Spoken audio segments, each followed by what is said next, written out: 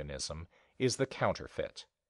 Inasmuch as there is only one right idea of everything, there is only one right concept of stomach. It is not made of matter, it is not a material thing.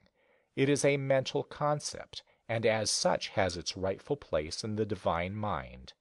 Any other concept of stomach is false and misleading.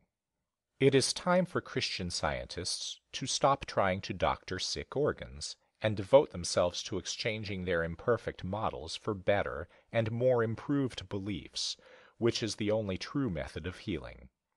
God is the law of health and harmony to all his own ideas, and not only is this true, but the law of God which governs the perfect spiritual idea is also the law of perfection to the human belief of things, and this extends to every organ of the human system.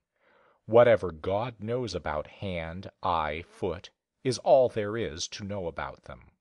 He knows that they are not material, but that they are perfect, harmonious, and useful ideas, and that their identity is distinct and eternal.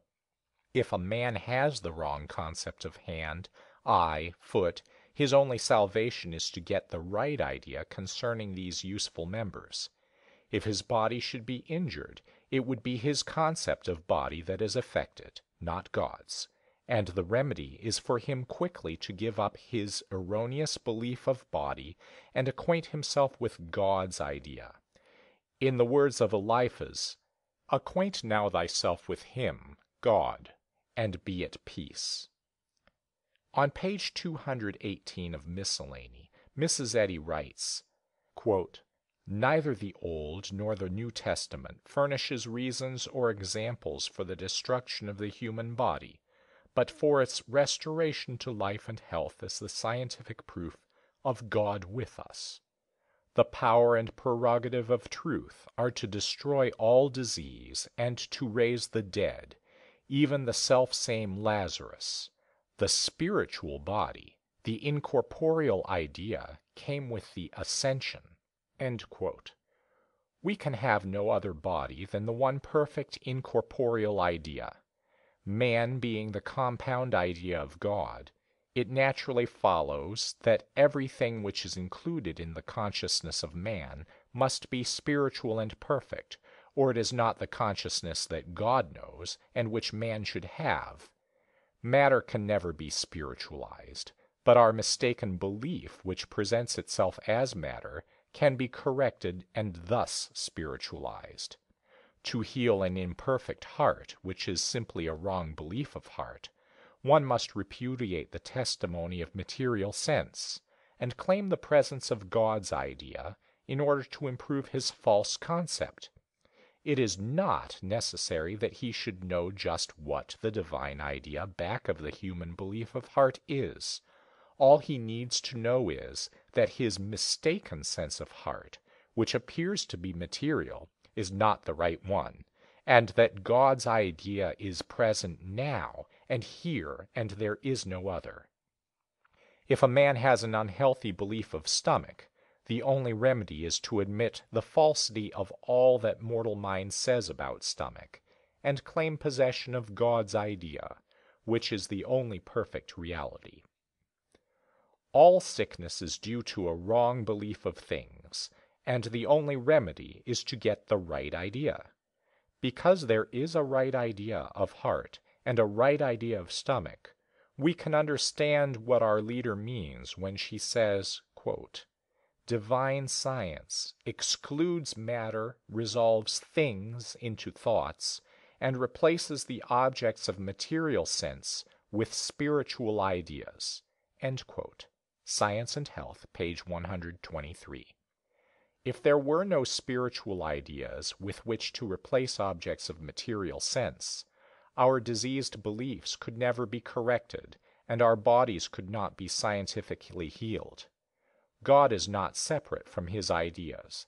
The right idea of anything carries with it the power and activity of infinite mind, and when brought to bear upon the false belief, it produces a harmonious result.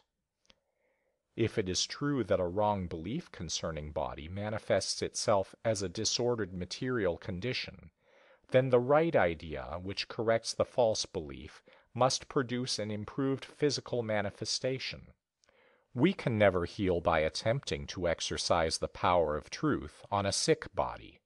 It is the exercise of the power of truth on a belief of sickness that produces the healing results.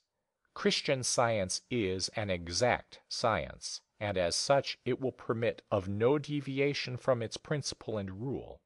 It demands that the student, in order to demonstrate its truth, must be able to meet its requirements. Jesus said, "Ye shall know the truth, and the truth shall make you free." Then a knowledge of the truth of what Christian Science teaches is absolutely necessary to its demonstration. We are all laboring more or less under the belief that man is a human being separated from his Creator, with a mind and an intelligence all his own.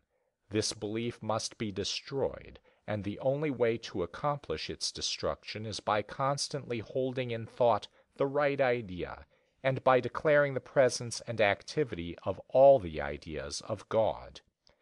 As these ideas become more real to us, we shall find our human sense of things disappearing, and ourselves growing more like Him, more like infinite wisdom, more like truth and love. Then shall it come to pass, as Isaiah prophesied, that the earth shall be full of the knowledge of the Lord, as the waters cover the sea. End of Possession by Adam H. Dickey.